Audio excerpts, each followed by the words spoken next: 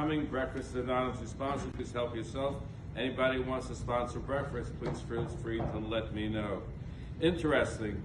In the Mishkan, there were two altars. There was an inner altar and an outer altar.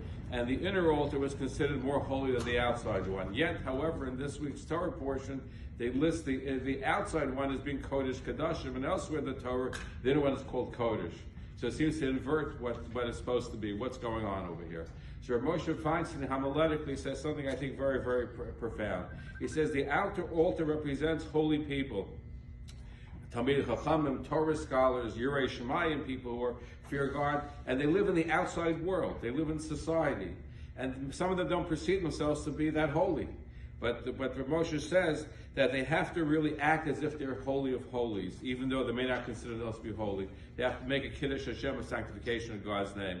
And the analogy that's being used is from the inner altar, because the inner altar was made primarily of wood with this thin layer of gold on it.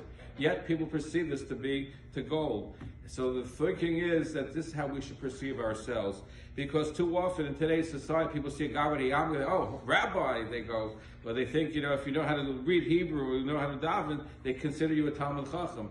So what we have to do is use what the outer world is. We have to act, even though we may not be a Talmid Chacham, we have to use this lesson, we have to portray ourselves as being this kind of individual, Yirei Shemayim, to promote God's name, because everybody has to really be on display.